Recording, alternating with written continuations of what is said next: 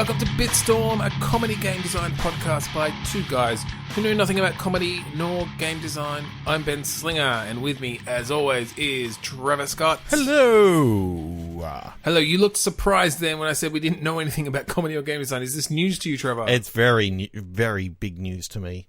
We've just spent 2 hours in an improv course, so we're ready and raring to go. It's true, and we've just previously been playing video games, so we know all about that too. No, not really. But what are we doing tonight, Trevor? How are we getting our prompts for our video game designs? We're still not able to use our random word generator. My lovely Discord bot sitting there going, I can't talk to the server because the server's not working. So instead we're going to What 3 Words and getting some words this week. We've each determined that I'm going to be getting stuff from the Colosseum and Ben is going to be getting his words from where he lived in Vancouver. So, yep. So let's do it. If you don't know what 3 words is, it's a system where someone has cut the world into 3-meter cubes and each one of those are assigned 3 standard words, like pretty simple words, English words, that can pretty much identify where that place is anywhere in the world. That's it. And most people use it for finding things or for telling people where they are. We use it for stupid podcast. Yay! But we are happy for it. So, Trev, do you want to choose a spot in the Colosseum and tell me what prompts you have? What 3 prompts? Bolts, director, solids. Bolts, director, solids. Okay. Is this, I'm thinking lightning bolts of some kind, like directing lightning bolts. Some sort of Zeus simulator. Untitled Zeus game. That is a very different sort of game than what I was immediately thinking. So let's go with yours a little bit, and I'll tell you what I was thinking, and then we can choose which one we want to look into a little bit more. Sure. I mean, I think Untitled Zeus game might be the pinnacle of my idea, but let's let's explore it. I mean, I very much I almost pictured just a stupid Flash game where you're like blasting bolts down for some reason from the clouds, but we could maybe go a little bit further than that.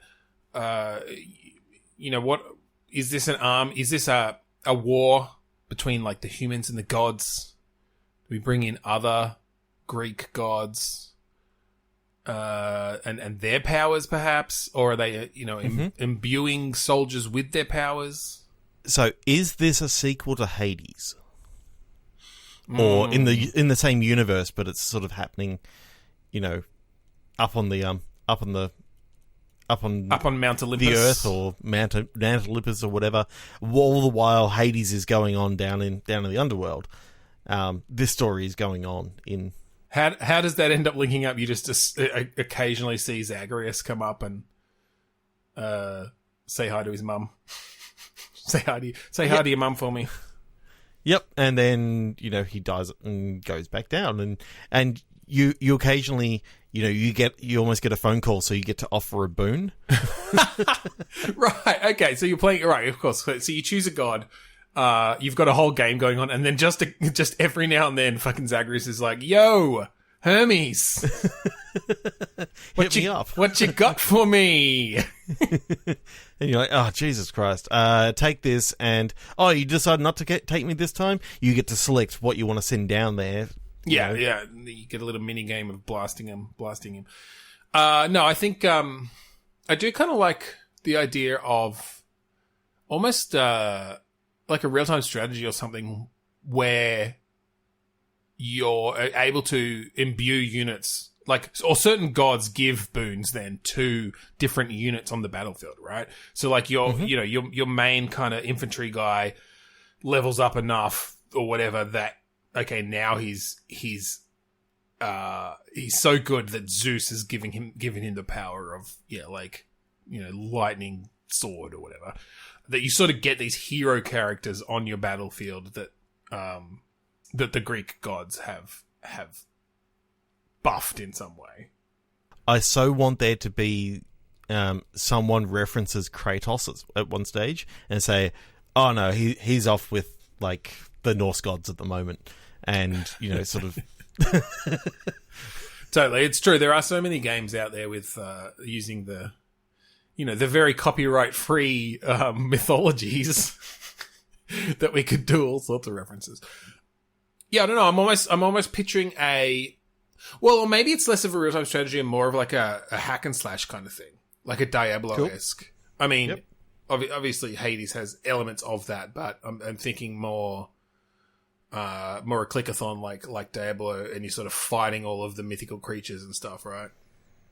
Mm-hmm. That have maybe come to invade Earth. Very Percy Jackson. Okay. So I'm pretty sure in a previous episode I called Peter Jackson. It's like, no. It was the one who went to the Greek gods, not the one who directed Lord of the Rings. Anyway, what was your idea for your words? Tell me. Okay, I got bolts and director and solids. So I took bolts and director and thought, what if this was a VR game in which you played a director of a Frankenstein movie? Okay. And basically you're going through and as each scene sort of plays out, you get to sort of get in close and sort of get to call the shots, as it were. Like, if you want them to retake something, if you want them to restart a scene, you can sort of get your camera in place and sort of modify some of the lighting and just... I don't know, I reckon that could be a fun... a lot of work. Did you ever play Lionheads the movies? No. So, this was a game where you essentially ran a movie studio from like very early movie technology, and you upgraded and did different things, but it had a whole like essentially a movie editor built into it where you could set up all the scenes and you had your specific actors who would get their makeup and that sort of thing. I could see like an updated version of that being pretty cool. Mm-hmm. Obviously in VR. In VR, so you've got your shots, you're controlling the camera. But then, being able to, like, edit that all together and, like, share it online. It's like, here's my movie. Could be kind of cool. I kind of like the idea that you can sort of cut down to make it almost like a silent movie or something like that if you wanted to. Yeah, put in your little cards with your dialogue on them. Totally. You can make it, somewhat... Well, I say CGI, but, obviously everything's sort of CGI'd. Yeah, but you actually do, like, you actually have to film it on a green screen and then it gets comped in afterwards. So you get, like, in the early days, if you are sort of going through the technology of it, in the early days, you get, like, really bad comping and it's really obvious. Yep. Okay, Ben, what 3 prompts do you have? All right. So I've clicked approximately where my old apartment was in Vancouver, and my 3 words are gear, trooper, drilled. Okay, so gear, trooper, and drilled. I see this as like you're at boot camp, and you're getting drilled on like new gear and all this sort of stuff. Whether you play like the drill sergeant or whether you play just someone sort of going through boot camp. I like both. That could be interesting, playing with like the morale of these soldiers in different ways and determining how you treat them and like play them off each other could be kind of cool. To avoid certain things, maybe let's not set this in like the US Army, which is like the classic, drill sergeant kind of situation. I think we still take some of those tropes, but let's make it like, I don't know, the Canadian Army. Well, I was going to you're in Vancouver. I was going to put it in space or something, or make it like a different world. The Canadian Space Army. Yeah, there you go. The CSA. The Canadians were the first ones, warmongering as they are, as we all know they are. To create a space army, and you essentially you play the drill sergeant of these new recruits coming through. Okay. So I'm kind of thinking we've got like... I'm looking at the sort of different gear that you can sort of have in space, because obviously you're drilling them on the new gear that's coming in. Mm-hmm. Is it kind of like maybe Starship Troopers, where they've got like different weapons sort of coming in to beat the bugs? Yeah, and I think like I was also sort of thinking Edge of Tomorrow, like the big mech suits that they had and stuff. So they do definitely have to train up in different things. You've got maybe different classes. Those who are going to be in the mech suits, those that are going to be just on foot with different sorts of weaponry, maybe those who are like firing large, ordinances from a distance. And that you maybe like, you procedurally generate the people who are coming through and they've got different traits and skills. And I mean, this could even maybe be a bit of a kind of a RimWorld sort of thing where you actually set up the boot camp. Like you're building out their barracks and the, firing ranges and the training centers and the tech stuff and whatever, right? You're building out this army base essentially. But it's very much focused around these specific recruits who have come through. And, they might wash out. They might go on to be stars. They might get killed then as they go off to actually fight in this bug war, I guess. Do you think... So, yeah. I was just going to say, do you think we see the battles? Or is that literally just like off-screen number crunching? I do like the idea of being able to see the battles and maybe being able to participate in a battle or so. Because sometimes, the drill sergeant gets called up. Yeah. Well, it could just be interesting to see them play out. And maybe you're able to, like, call in air support or, like, you've got things you can do during the mission, but you're not directly controlling them or directing them. You're just more... It sort of plays out like a tower defense sort of thing almost at that point.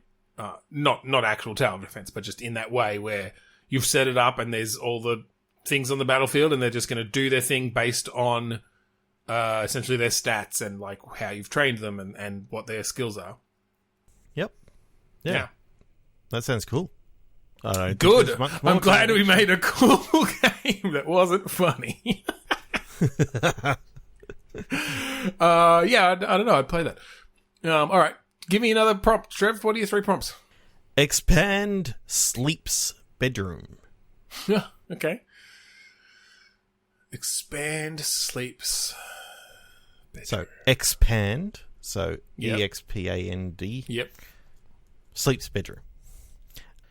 I was sort of thinking that you could almost play with the sort of space that exists within, like, dreams. You know how things kind of get fucked up and when you go to sleep that, size doesn't really mean anything anymore. Like, okay. You can sort of play around with, a perspective and you walk into a room and, all of a sudden things are just blown up much bigger than what you know them to be. Yeah. So you can sort of spend a little bit of time going through this house and then when you go into the bedroom and you sort of, the character sits down on the bed and before you know it, like, everything sort of starts twisting in the room. I do like that. Are you thinking a first-person perspective? I was immediately thinking VR again because, okay, what better first-person perspective than... My only thing with like, I was sort of just picturing being able to control their view where, like, okay, they sit down and then they lie down on the bed and then you essentially, like, have them bolt upright their view and, like, everything looks normal until, like, you start getting this dream logic stuff coming in and... Because I think there is something there between having a segment in the real world and then having a segment in the dream world. And then later on, like, potentially being able to blur the two. So the player doesn't necessarily know if they're asleep or not. Could be cool. Yeah. One of the things that I've now pictured, because you said having a separate camera, I'm picturing following the person. They sit down, they lay down on the bed. The camera sort of goes up over the bed, and you sort of see the character. And as they sit up really, really fast, you sort of you tilt down upside down, Yep. and you see this whole, totally fucked up area upside down first before it gradually corrects to the right way. Are you still third person then, or have you like? Yeah, still third person at that stage. Yeah. And then when you actually go in, it sort of corrects and goes into the head. Okay, so it does go to first person. Yeah. That's cool. I was thinking if we were keeping it third person that you could potentially then do some of that dream logic stuff around like feeling like you can't move very fast, like that you're slowing down as you get towards something. Like you'd have to do it right to not just be fucking annoying. Yeah. And I feel like in first person that would be even more difficult, but at least you could sort of show the effect a little bit if you're doing it in third person. I mean, one of the worst feelings that I ever have in dreams is where you're riding a bike and then you try to tell your brain to actually stop the bike, but your feet just keep on going round on the pedals. Like there's nowhere that your brain is comfortable in stopping it. Yep. Yeah. So it just keeps it going and going and going. I kind of think of Anthony Hawke's Pro Farthing in the fact that you can't actually stop. Well, there's also I don't know if you've had dreams like this, but like dreams where you get in a fight with someone and you like try to punch them, but you sort of can't make contact, or it's the weakest punch ever. Yes, that it's like this super weak punch. I feel like there's something there you could play with in like you get into combat in your dreams and it looks like you're doing this super big punch and then it just like stops at the last second and just does a little tap or something. Yeah, and it's kind of like going through Jello at the end. It's like yeah, it just slows right down. I think it'd very much have to be narrative based and that these would all sort of be set piece kind of things to get enough control over it. Yeah, I feel like there's something there. Do we want to think of an actual setup? Like, is this your own house?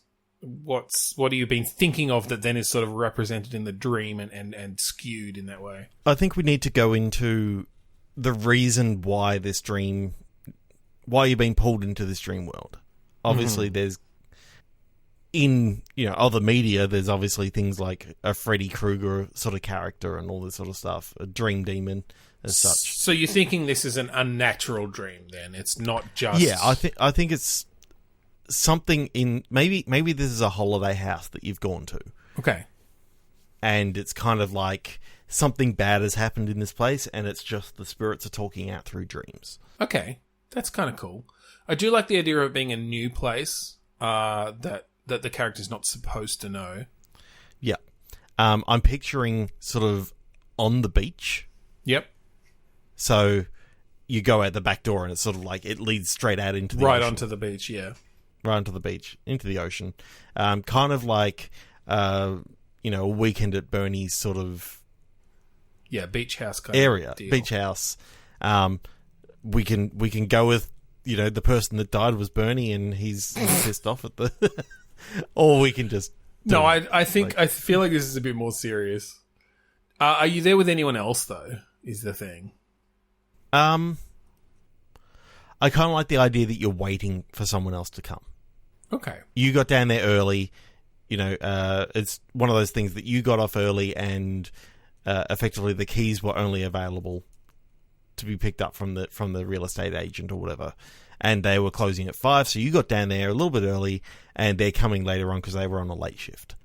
So you're waiting for just one other person, do you think? Yeah, you're waiting for your partner or okay, or whatever. It's supposed to be a nice weekend. Let's do it a different. Let's make it like either a sibling or a child or something, like a grown child. Like I'm just trying to think of sort of a different relationship that could be in place there that you could play with. Maybe a sibling, like a grown, you're both adults, an adult sibling, are kind of like, yeah, you're waiting for your brother because you're having like a brother-sister weekend away or whatever. To sort of, I don't know, maybe it's a tradition thing or it's the anniversary of like your parents' death or something. Like it's some, whether we could make it a fun thing or we could make it like a somber thing, but then you both, I think you get pulled into this dream thing, and the brother then is sort of the straight man, as it were. Like, if you try to explain it to them, they don't believe you, and yeah, that's sort of bouncing that back and forth.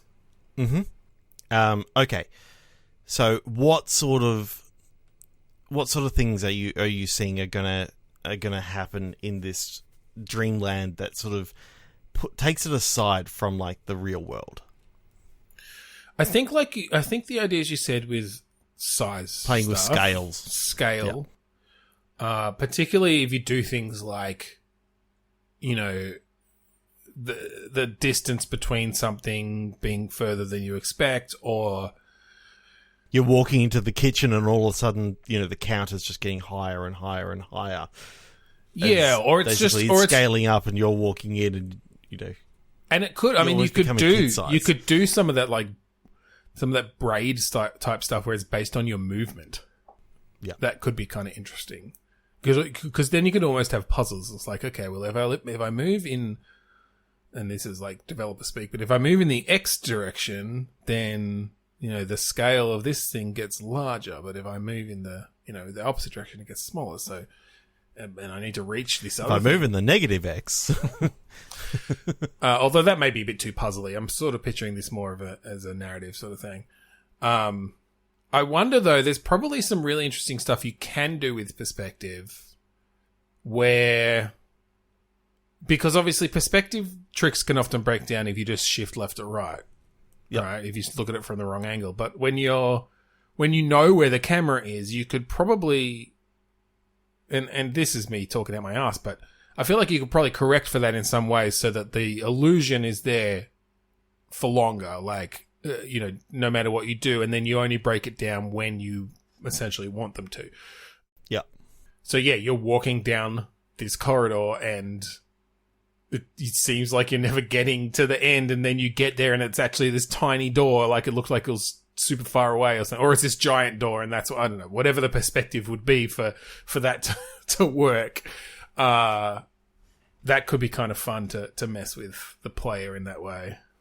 I kind of like the idea of having that sort of hallway where you're walking down and all of a sudden it shifts from one sort of location that you were just in into something totally different that literally couldn't exist in the sort of place. Oh yeah, I think you definitely play with the geography of the house and yeah, just take them to new places that aren't in the house at all.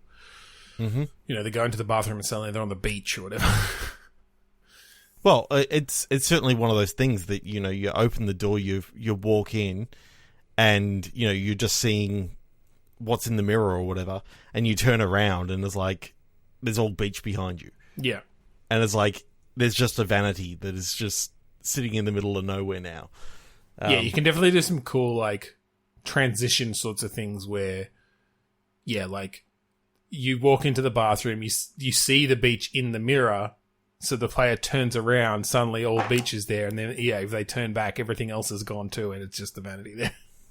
Vanity in the mirror. I was like, Jesus Christ, what the fuck's happening?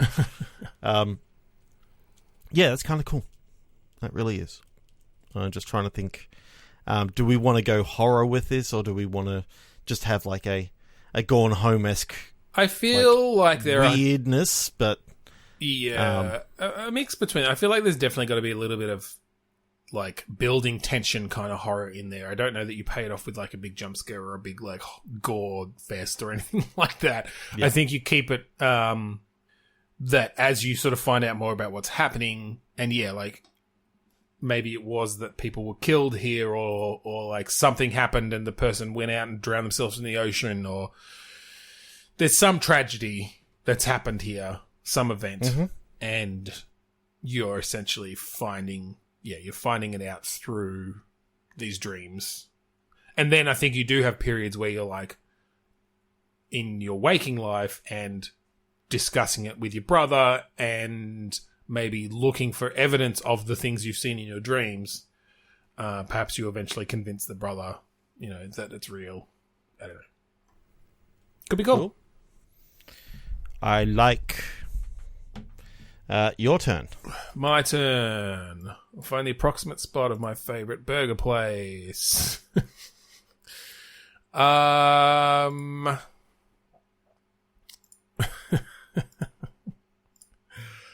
Vast camper wiping. Okay. So is this a game where you're away camping then? Yeah, well, I definitely got the sort of classic image of like a camper van out on the edge of like the Grand Canyon or something. Like Vast gave me like some sort of, or not necessarily the Grand Canyon, but some vista, you know, some big outlook of nature. And wiping, I mean, obviously you're looking for toilet paper. And all you can find is poison ivy. Don't wipe with it. It's just a game about documenting all the different things that you attempt to wipe your ass with and the effects that they have. Corn chips do not work. Don't use Doritos. Don't use, porous rocks. Although it does exfoliate well. Don't use poison ivy, obviously. Yeah. Surprisingly, your hand works pretty well. Yeah, as long as you're near a water source that you're not going to contaminate. I could see a kind of comedy game about wiping your ass while camping. Oh God, let's just go away from that for a second and back into camping, Vast, and wiping. I sort of thought about, like, whenever I try to go water skiing or anything like that, I would constantly wipe out because I suck at that sort of stuff. So I kind of like the idea of, a character who constantly fails at the different things that he's trying to do. So effectively wiping himself out. And, is basically trying to do all these things. It's sort of like it's his final day of this trip, and he said, I need to be able to do, a couple of these things at least once. All right. So I'm kind of picturing this situation where you've just got this area. You're camping, you've got your sort of central spot, that's your camper van. It's maybe on the edge of a lake, big mountains in the background. And you're this character, and you're at the end of this trip, the way you were sort of attempted to like find yourself and experience the world, and you've just failed miserably. Mm-hmm. And so you've basically got like a list of things. Maybe it's a bucket list situation. Yeah. That you want to do and this is the last day to do them. And so the whole game is I'm sort of picturing like a pulled out third person-y kind of side scrolly or like isometric-ish sort of view.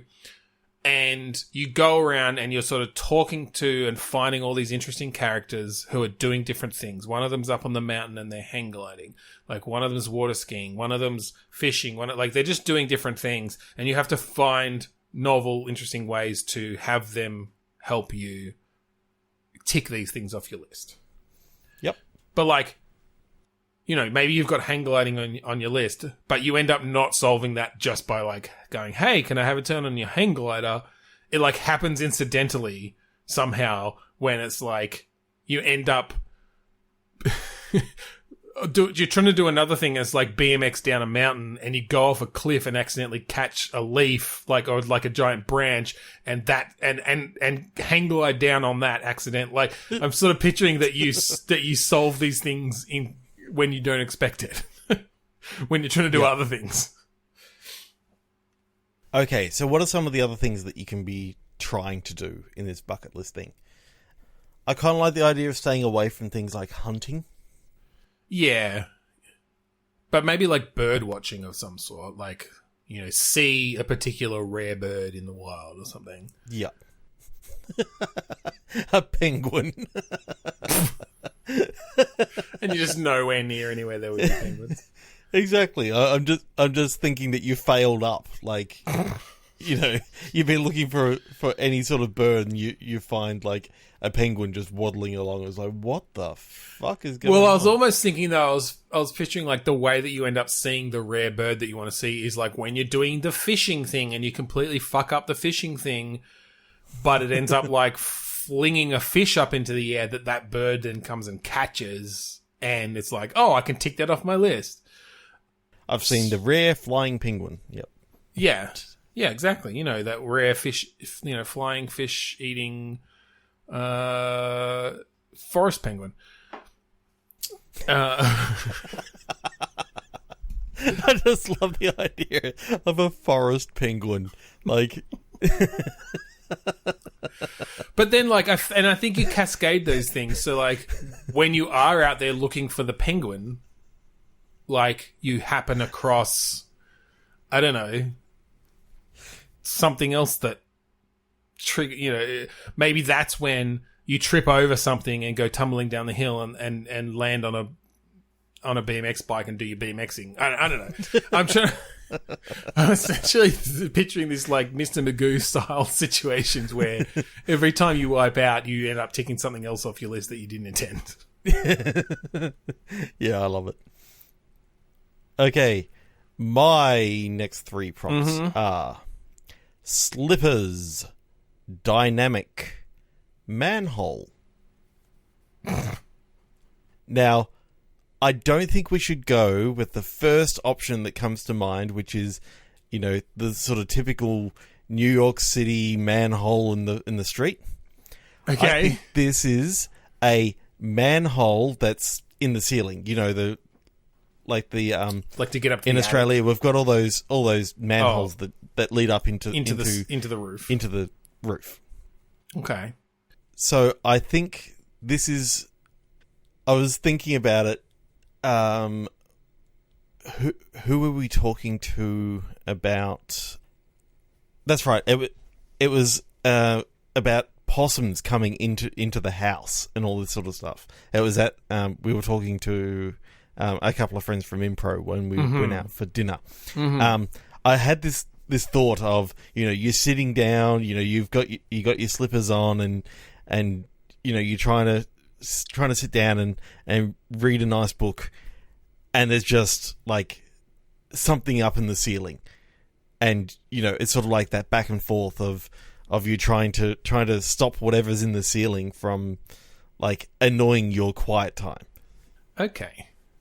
Now, what's in the ceiling doesn't have to be a possum or anything like that. It can actually be like some sort of alien being or something like that, like something. Maybe you never find out what's in the ceiling. Maybe it's just all about the journey of trying to stop whatever is in the ceiling and find what it is, and you don't actually like ever reveal it.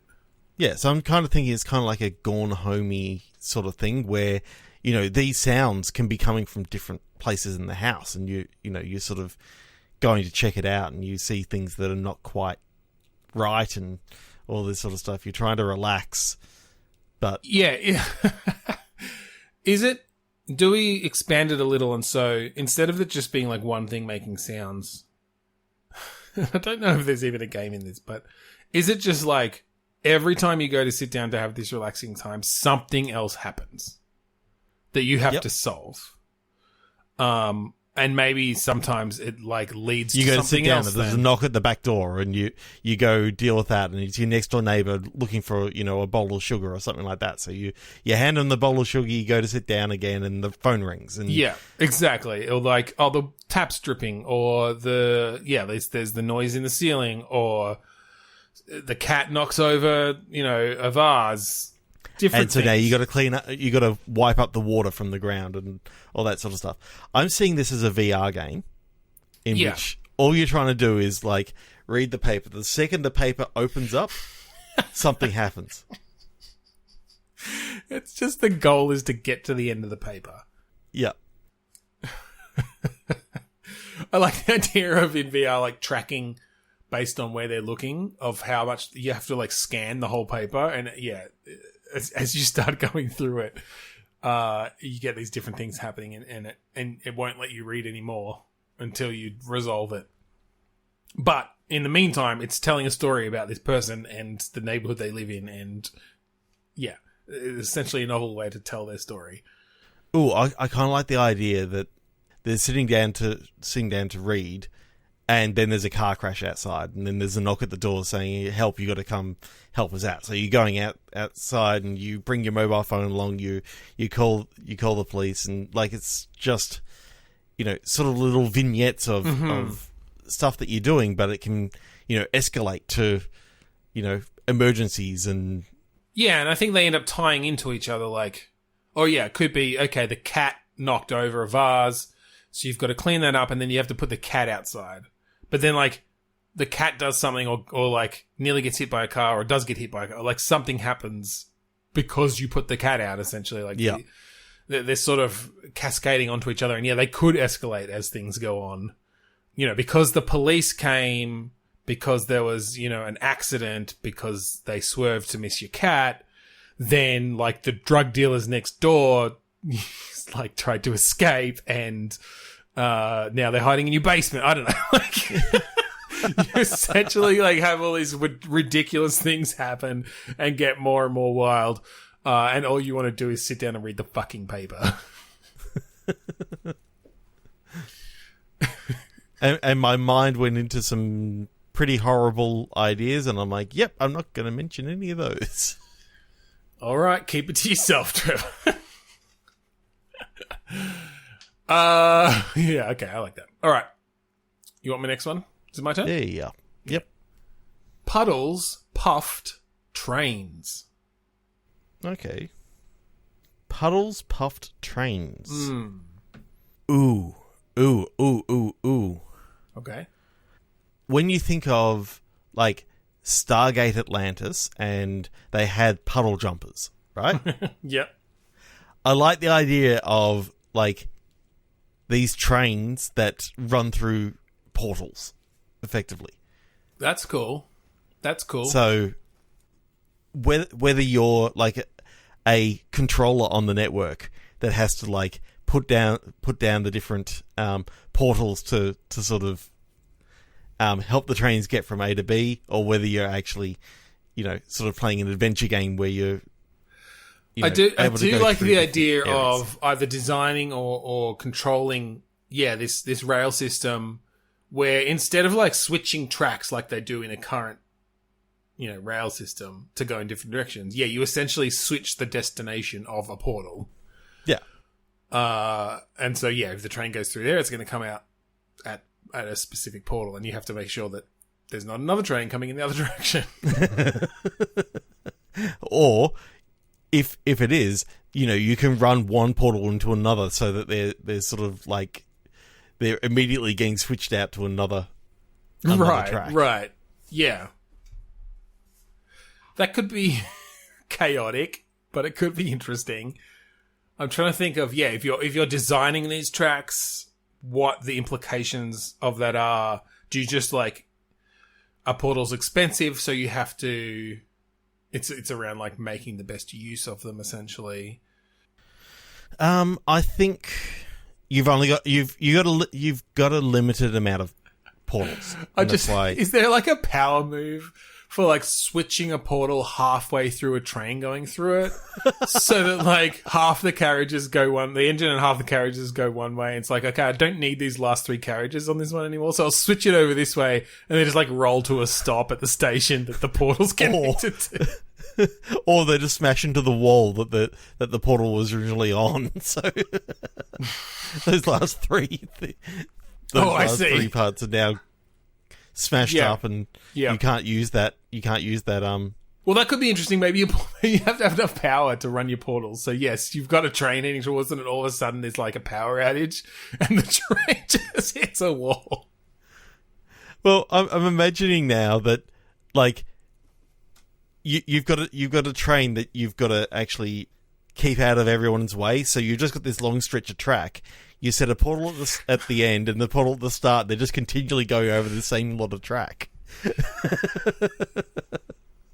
It's like Snake. You're literally just like, it's following its tail. It's like less than a carriage lengths away from its own caboose. Mm-hmm. That's cool.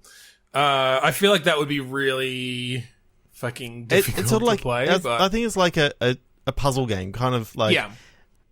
You know, it kind of feels almost like a mini Metro sort of thing. Yeah. Instead, you've got, like, it's futuristic, so therefore it's all about the portals and keeping the train system running. Yeah. No, I could see that. That could be fun. Are these, like... is it about then getting... I mean, yeah, presumably it's about getting cargo and passengers to the right place in the shortest amount of time in the most efficient way. Meanwhile, if you've got a speed situation happening, you can actually... Wait, did Speed ever have a train? Speed 3. Was Speed 3 a Speed train? on a train. Yeah. Was it Speed Money 3... Train? Oh, yeah, it could be Money Train. Or it could be Snowpiercer. Could be Snowpiercer train. Okay, I suppose I should go next. Let's find another area. Where the fuck did that just go? Ooh, okay. Talked, outlined, jacuzzi. Talked, like Talked? Yes. Okay, not talked, like Torqued. No. Talked, outlined, jacuzzi. Okay. That immediately makes me think of like a conversation-based game where you can't see the other person through like the steam of the jacuzzi. Yeah. Ooh, I kind of see it as like... remember that game that was the first-person text adventure? No. It was done... We saw it at PAX. Done by the guy...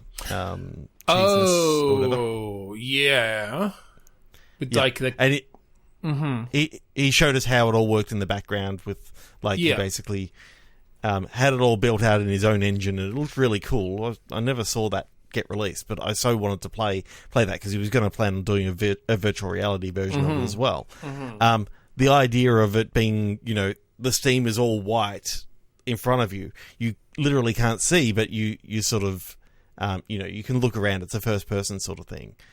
But all you see is like the steam in front, and you can sort of look out to the side and see some other stuff. Yeah, I do like the idea definitely that you're seeing outlines of things, you're seeing silhouettes. And if you could do the effect well enough, like you could have it that I can't make out the details. You've sort of you've fogged it to a certain degree, but you can see their silhouette. Because I'm sort of just picturing this game where like different people are coming into this hot tub at different times. How many people do you think are going to be in this hot tub at the end? Oh, no, I mean, I think sometimes they get out. I don't think they're all in there at once. Although maybe you just, especially if it's first person, I like this idea that you just look around this hot tub. There's just like 10 other people in there. No, I'm thinking like maybe 2 or 3 at a time. But you start getting used to their silhouettes, but like some of the silhouettes are ambiguous as to who it is, and so you're sort of, you know, things you've said to a certain person earlier, you might get that mixed up, and that could cause problems. You know, you're sort of figuring out the relationships between these different people based only on their silhouettes, essentially, and the things they say. But yeah, I feel like that could kind of be a fun sort of narrative. Okay, so dialogue-based game. Why are you the one that's always in the jacuzzi? I mean, because that's the game. That's all well and good, but give a narrative reason.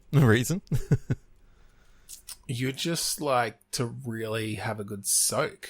You've said to yourself that you're not getting out until you're all wrinkly, and you've got a button you can press where you lift your hands up and it tells you your wrinkle percentage.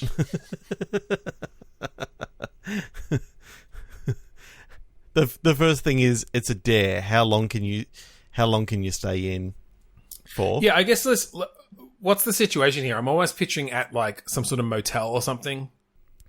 Ooh, I do like that, because then it's sort of all these people that you don't necessarily know. Exactly, yeah. I think you're introducing yourself to each of them as they come down. I'm just picturing this like, it can be pretty lo-fi. You hear a splash and then you look in that direction. And it's like, okay, now there's an outline there. And it's like, oh, who's this person? Like, is it someone I've seen before? Is it someone new? Now, did they realize that you were in there? Like, that's another thing. Some might not have. Are there two lovers coming down to the jacuzzi that want to... Jacuzzi. Oh, no, that's... It's a murder mystery. They want to... It turns out that you're the murderer, and... You're just looking for someone to murder. Well, I'm thinking this is your alibi. You say that you've been in the jacuzzi the entire time. Yeah, I think there's definitely a pair of lovers that you interrupt. They didn't know you were there. There's like the man who's being kicked out of his house and has to stay at a motel. There's the hotel manager who is just bored of his work and just wants to relax. Definitely, yeah. There's like the mother who's there on a family holiday and who just needs some time away from the rest of her fucking annoying family. Yep. There's the creepy guy who doesn't even have a room at the motel. Oh, wait, that's you. That's you. Yeah.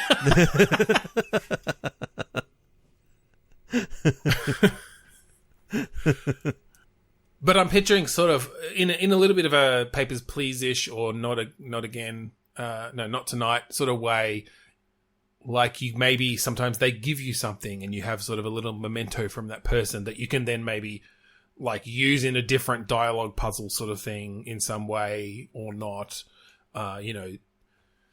The old cougar gives you her room key and you can either, maybe you can hand that off to the young stud who's like just had a bad time with his fucking frat bros or something. I don't know. Yeah. That based on different choices that you make in the dialogues, you may or may not have a certain item that you can then, use as a dialogue option essentially. Yeah, basically, if you get an item from someone, then you've got their that's their gold storyline sort of thing complete. Yeah.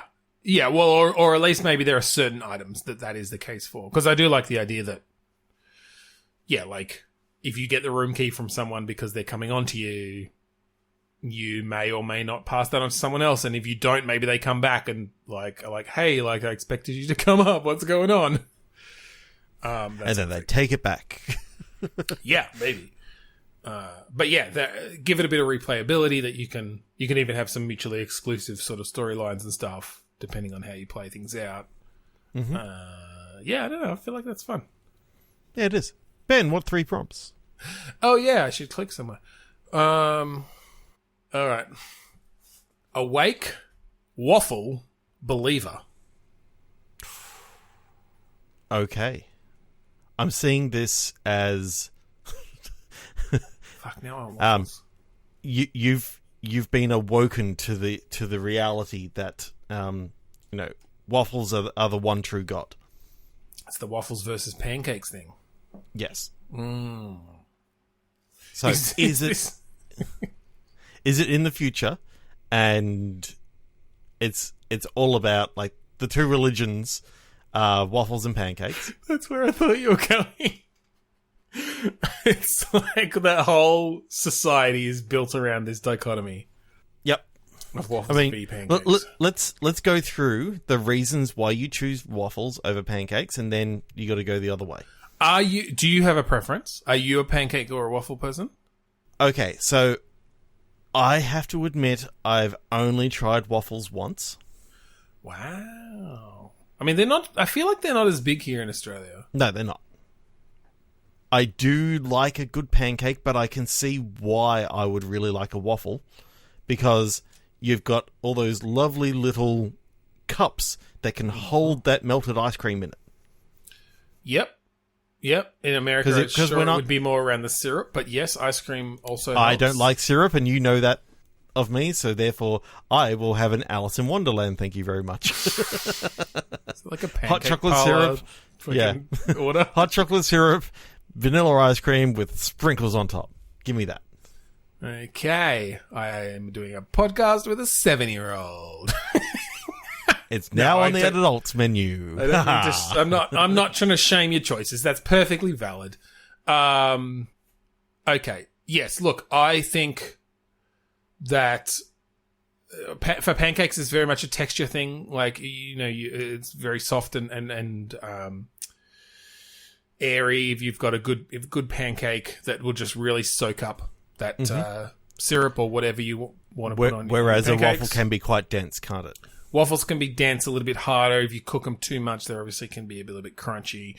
But that's not always a bad thing. That's not always a bad thing. Yeah, that's a different feeling to that. I mean, if you're going to have an ice cream cone, then you want a hard waffle, because a hard waffle cone is much better than like a soft pancake cone. Like, that soft pancake cone isn't going to hold ice cream for very long. Where are you going that they're giving you a choice between a waffle cone or a pancake cone? But no, fair point. Score one for waffles. So, what are the disciples of these religions called? Flapjacks? Yep. And Wafflekins? Wafflekins, okay. Yep. Like the waffle, like the kin of the waffle, Wafflekins? Or waffleists? Waffle Day Adventists.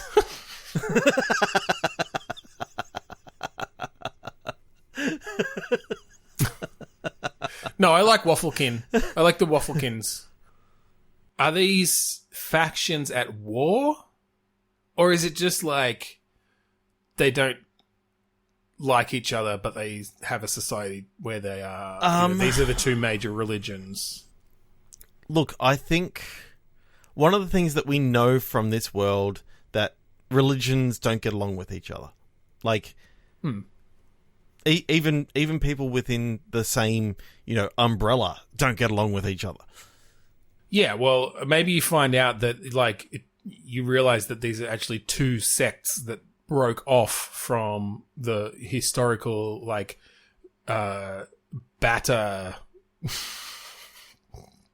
I so like the idea religion. That you can throughout this, you can actually find out that, at some stage in the past, 300, 400 years, because I'm seeing that this is in the future from here, basically, it all comes from a special that they were having at Pancake Parlor one day, where they decided to have, waffles on the menu. They put them on there for a little while, and then when they took them off the menu, people went apeshit, because they loved them so much. And then you had that... sort of the people who liked pancakes and the people who liked waffles, and they were sort of at each other's throats. I feel like it was based on some fluff piece in the Herald Sun about the situation. There was an apocalypse, and then the only newspaper... Oh my god, this is a horror story. The only newspaper they could find was this issue of the Herald Sun, and they based their entire, religion and lifestyle around it. Yeah. Sorry, I just scared myself. Yeah. I just thought that in the wake of, the Pancake Parlor, sort of stopping all waffles, a new company sprung up called the Waffle Wagon, and they were all about, selling waffles out of the back of a wagon. It's a station wagon. It's just a station wagon. Pop the boot, mate. Get me a waffle. No, I do like the idea of a competing company then. The Pancake Parlor and the Waffle Wagon. And yeah, it's like they got into this heated marketing war, essentially. And that's what the new society is based around. So what's the game, though? Is this a third-person shooter with waffle and pancake-based weaponry? Yeah. Waffle shields. Waffle shields. What are pancakes good for? They're floppy. Maybe it's about the toppings as well. Yeah. I guess they share all the toppings, but... Yeah, you can pretty much put, ice cream on either one. You can put melted butter on either one. You can, yeah. Yeah, let's click again. Give me a spot, Trevor. Ooh, okay. Twisty, Pimples, Bashful. Oh.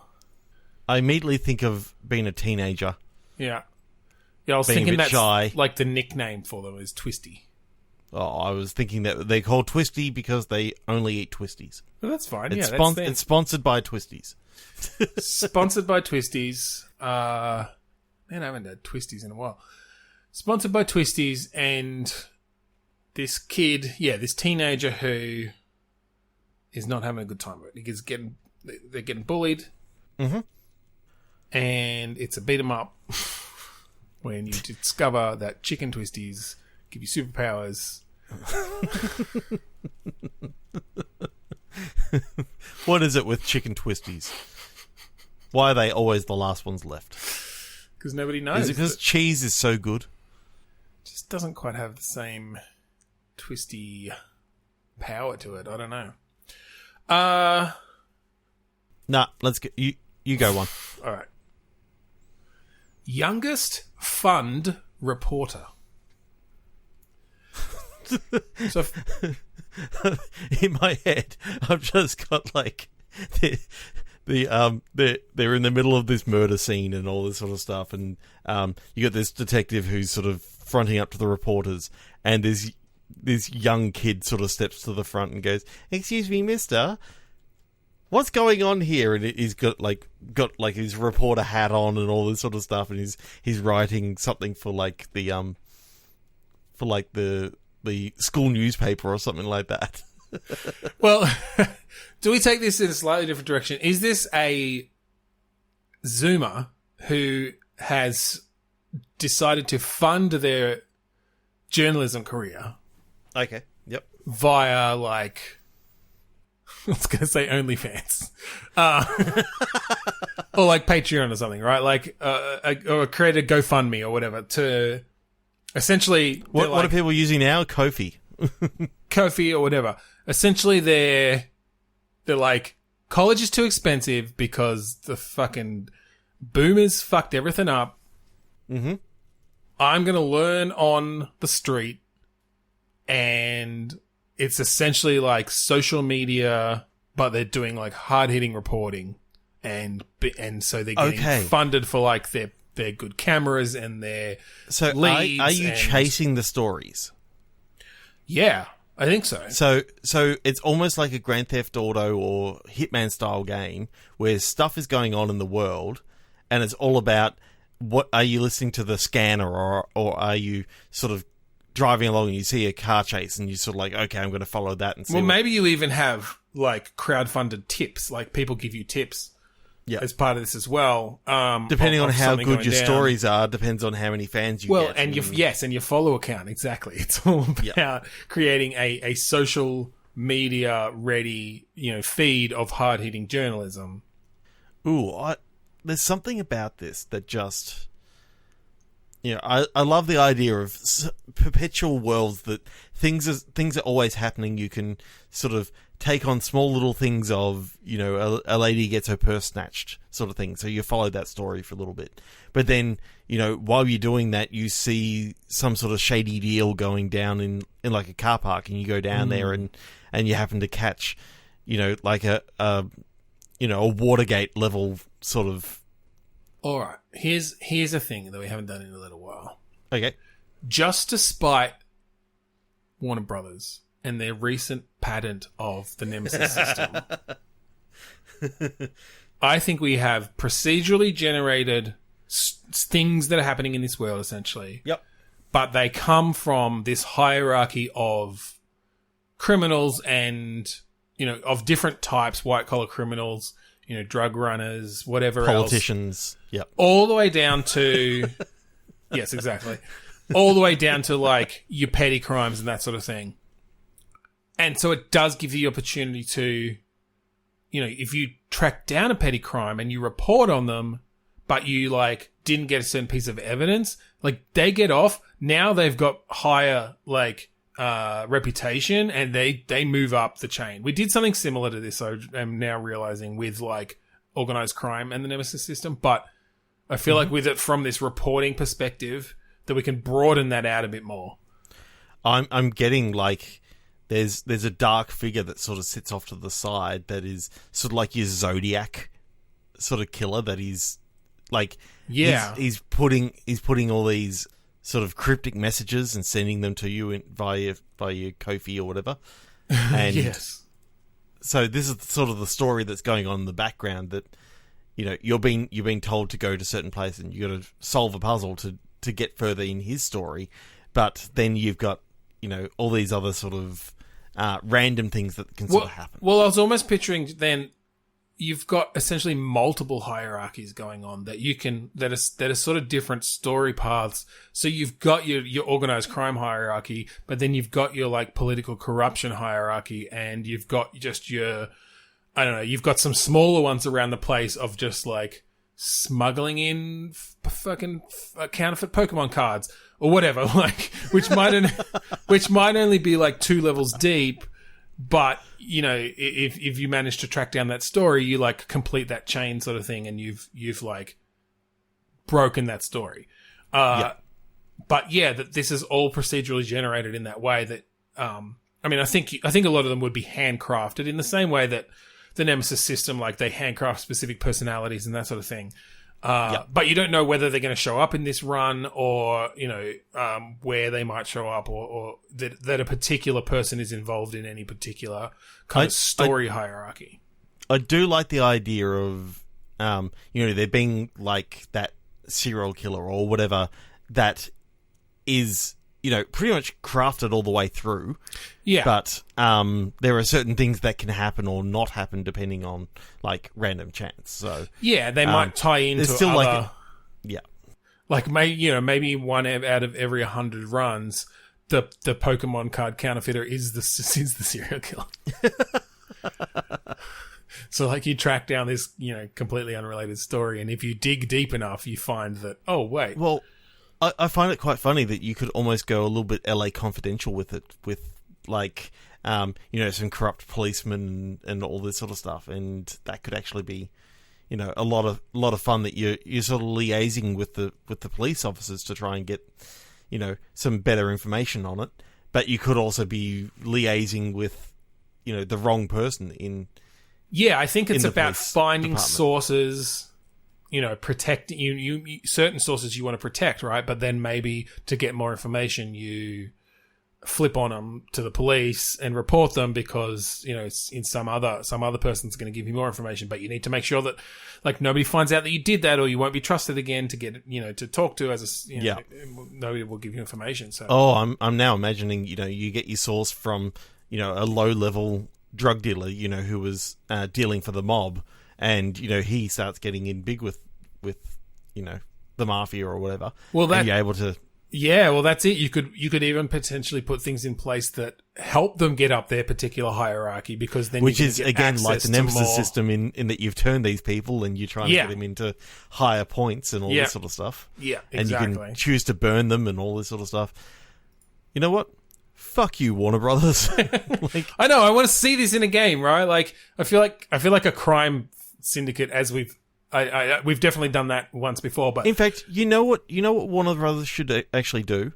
Just put it out there with a license and basically say, look, you can use it. I mean, I think technically you can license it from them. It's just super expensive, and it's more about like no one's going to license the specific system or like the ability to use that's, you know, a particular way of doing it. People want to make their own variations on it and stuff, and so it's just stifling innovation. Anyway, we're not a news podcast. I like that a lot. I feel like having those different stories, and it doesn't always have to be crime either, right? Like, no, there might be stories that you just follow. You could be doing good news stuff, like like if you find the right person, they're connected to a story chain that ends up in a fluff piece about a dog that can like dance on its hind legs or whatever. Yeah. I like the idea that you interview a guy whose dog saved a baby from, you know, another dog attack or something like that. So you're sort of getting these good news pieces that sort of help build your followers because they're not always wanting to see doom and gloom. Yeah. Yeah. That's cool. I really like that idea. Yeah. That's fun. All right. Well, I think on that note, we will end the episode. That's a perfect place to end. There. If you want to find us online and listen to our previous episodes, go to podchaser.com/bitstorm. You can find all of our previous episodes there. Hey, while you're there, shoot us a review. We'd love to hear from you. Mm-hmm. Do you like the song that plays at the start of the episode and at the end of the episode? That comes from an album called Containment Failure, and it's by the artist, or by the band, Kuradust. That song is Manta Finds. It's the last song on the album. Go check it out. Take a look. So thank you again for joining us this week on Bitstorm. I'm Ben Slinger. I'm Trevor Scott. And I'm dreaming. Wake me up, please. Before you go. Wake me up. You go.